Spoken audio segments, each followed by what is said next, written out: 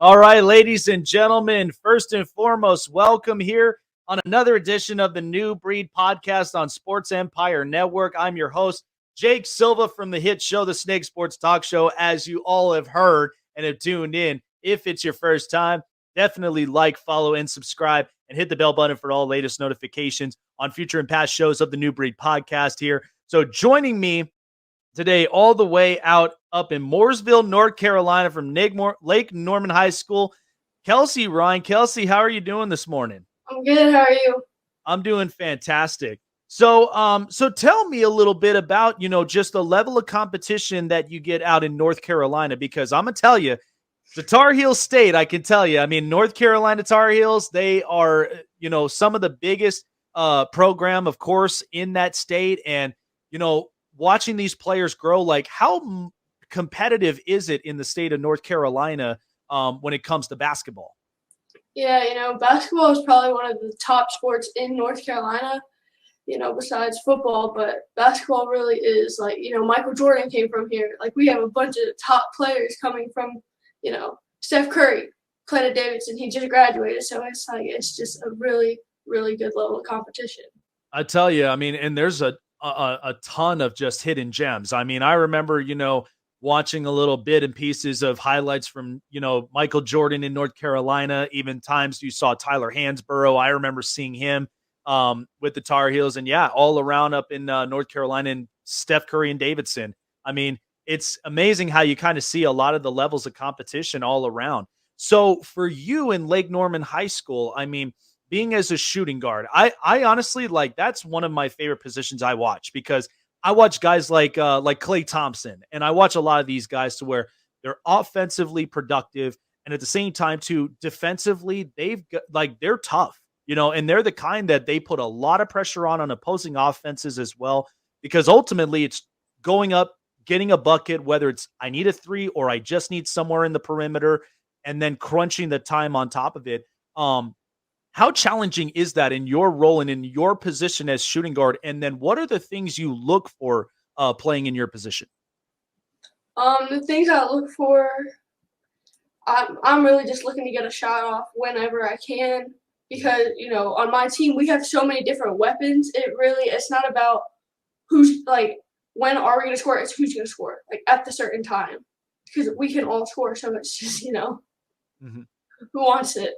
Oh, absolutely. Yeah. Who's going to give me the shot, and who can I depend and rely on those positions where that's going to help you, getting you guys securing the lead, or even giving you guys back the lead, depending on in-game situations. And I'm sure too, you guys also deal with a lot of clock management as well, because I mean, when that time's ticking, it's you against time. And so at that point, you're trying to rally together, get the shots, and then of course too, playing strong defensively, right? Yeah.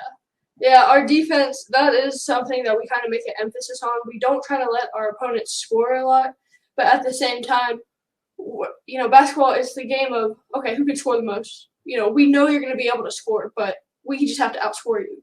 Mm-hmm.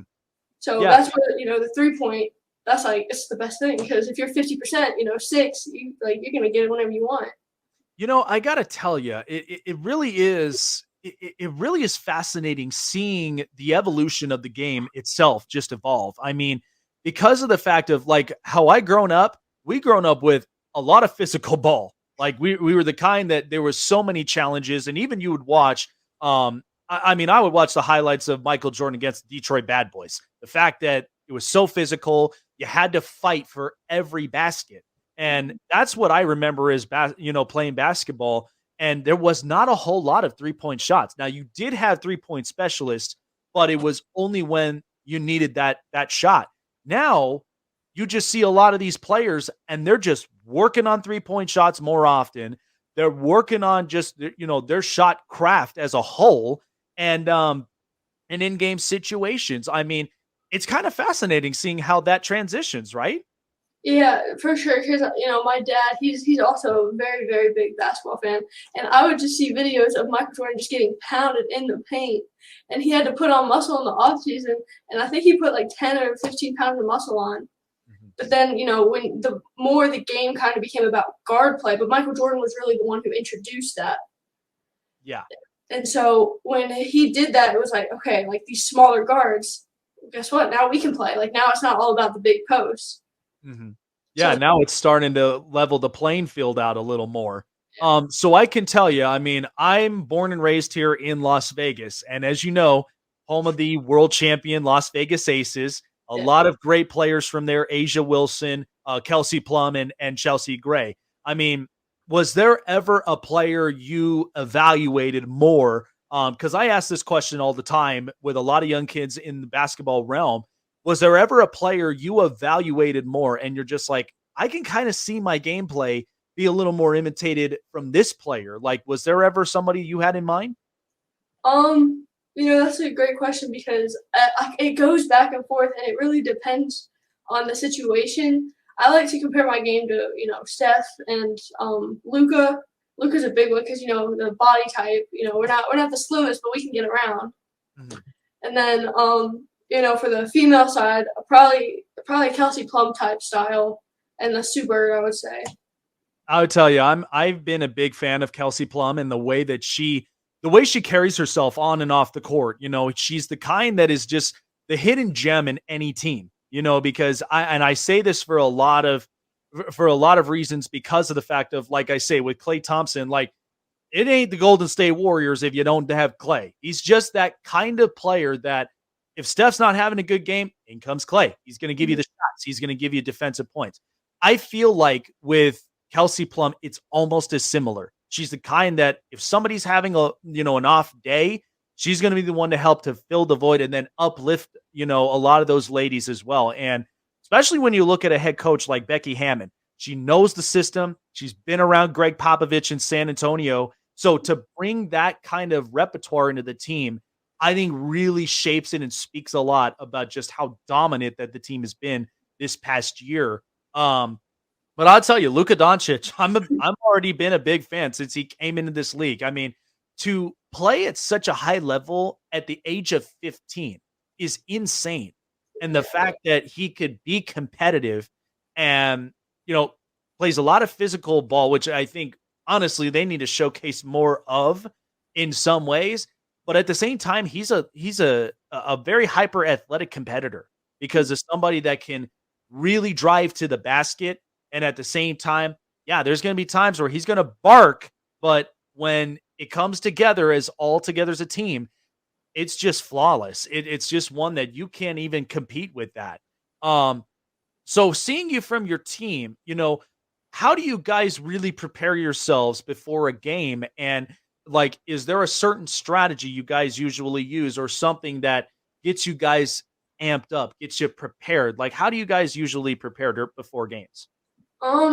Music is a big part of that. We like listening to rap. Drake's a big one now. At least with my team, it is.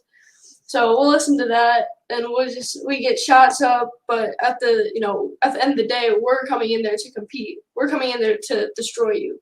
I believe it was Kobe Bryant where he was like, I wanted like at the end of the day to make my opponent reconsider their whole life choice of playing basketball. So that's kind of the mentality I think I have, and the team like we're just so dominant, and it's very fun to be a part of that.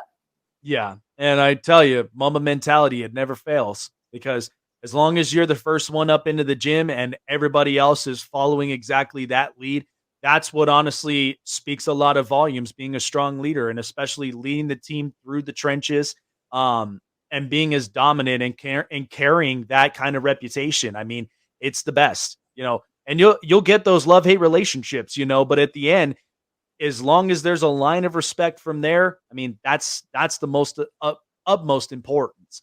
And seeing from just your style of play, I mean, when you're on an offensive situation, and let's say you're down maybe about like 3-4 points, um, how do you really handle those kinds of situations? Because sometimes it gets really challenging. It's you against time.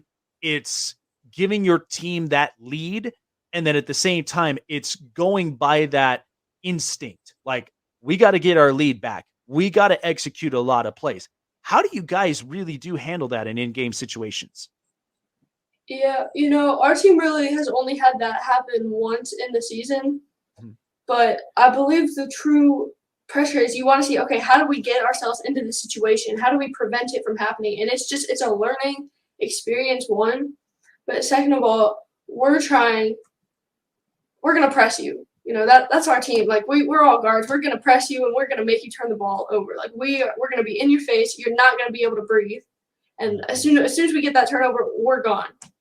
And where if we want a three, we're gonna shoot a three. If we want a two, like it's also with the time, like you said, and it's just being aware that coach gonna draw something up. Okay, that's what we're gonna do.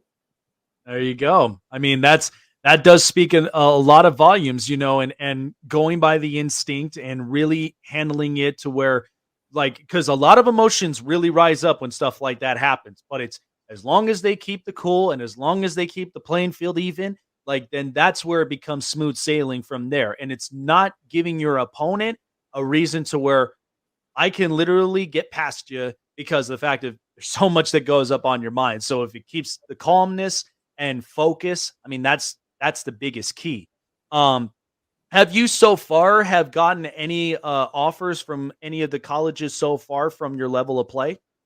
No, I haven't gotten any offers yet. I have schools that are looking at me, but I think this AAU season coming up and stuff is really going to be the time to see all the options.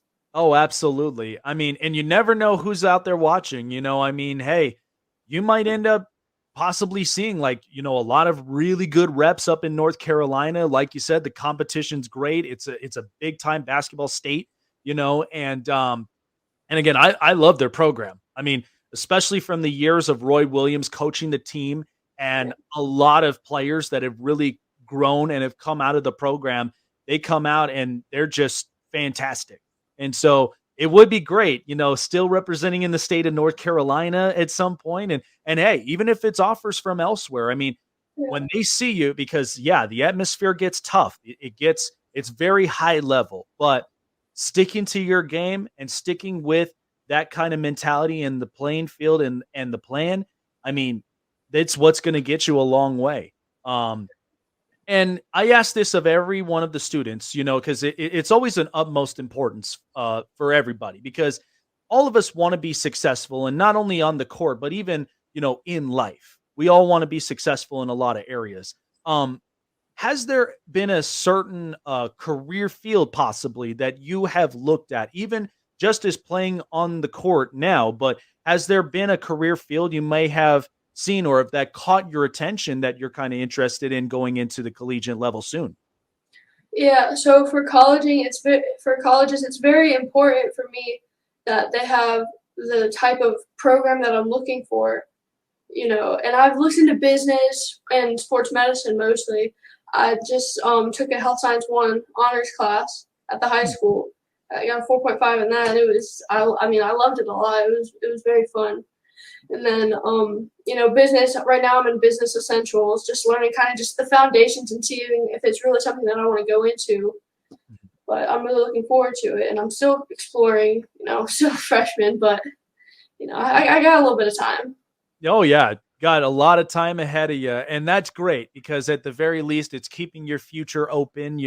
A lot of windows of opportunities. That's always a great mentality to have because we never know where life is going to take us. And to see that's very impressive. Being in a 4.5 into that in that specific category. I mean, I could tell you. I mean, I'm a diehard Charger fan, and when I heard about Justin Herbert being a 4.0 biology major student because he knows how to take care of his body and he just knows all the elements that come to that, that's even a big importance, even being in the sports medicine realm. Because I talk with some people that have come out of sports medicine and they love their jobs. They're not only being around some of the big players, but the fact of getting to work with them, getting to really, evaluate and study them, and how do I get the best performances where they feel good, they're ready to roll. Um, it's always such a great, career field as well, because you learn a lot of those aspects of how does our body work? How do we keep us up in shape? For you, when you prepare yourself for a season and even, in game situations as well, is there like a certain workout type of plan? You keep yourself healthy, you keep yourself active, because a lot of these players, it's very tough. There's a high expectation. So is there usually like a strategy you have keeping yourself healthy from in season and off season? Yeah. So preseason, it's a lot of just getting my body ready for what's about to happen. So it's not as difficult as postseason. Because postseason, I'm like, okay, now's the time to get stronger, better, quicker, faster.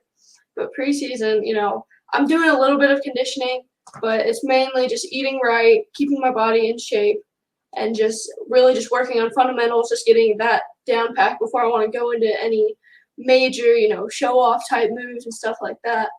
But it's really just when you just enjoy the process so much, it's really just it's fun. Oh, absolutely. And I used to love that, like playing sports years ago, being up into the high school level. I mean, I actually talked with a player about this yesterday, and I asked if there was still like two a days in practice because I remember playing football and we had two a days, and it gets hot as heck out here in Vegas. And you're working out in the morning, you're going through the morning schedule, and then you come back out up at night. And I said the best thing that was like icing on the cake was when we're out on that field and the sprinklers come on because we're so exhausted, and yet you feel Yeah. it because of how the coolness from the hot temperatures, you're just like relieved. But it's a lot of hard work and determination and building that chemistry too for you and the team because it's the most importance, going into practice, getting everybody on the same pages, even before a game starts. Like then you're just ready to roll. You're ready to hit that court and ready to play your best. And then even flowing from everybody else as well, picking up where everybody leaves off. And that's great. And you guys have a lot of fun doing it too, building those relationships and trust. I mean, that's the most important thing, especially when you're talking about not just a simple team, but a winning team perspective as well from that type of mentality. So that's a great thing to hear from there. But I really hope that at some point a lot of these colleges may not start from now, but hopefully down that road because when you start to see some of the higher ups, I tell people, I'm like, look, I'm just pretending they ain't there. I'm just like, I'm just going to stick to my game, stay focused, because those are some of the things that I'm sure a lot of them they're going to look at in game situation, under pressure. How do you handle that? Because it's a most important essential element, not just in the sports, but even in life's biggest challenges, because they want to see you do your best, even being under pressure. So that's going to be a great thing. And I'm pulling for you as well. Lots and lots of great things seeing from you and especially your production on the court. And I mean, man, smart student that we got in front of us as well. So really pulling for a lot of future endeavors for you down the road. So good talking with you, Kelsey. I hope you have a great weekend ahead of you. And like I said, I'm going to be watching. I'm going to be seeing a lot of your highlights and just seeing the best come out. And any college that comes out and gives you the offers would be very ecstatic to have you as well, a part of their program and just growing with a lot of young ladies there in that program. So, really pulling for you. Thank you so much for coming on this morning. Have a great day and have a great rest of your weekend. And we will definitely see you on the other side. All right. Thank you for having me. Oh, you're very welcome. I'll see you.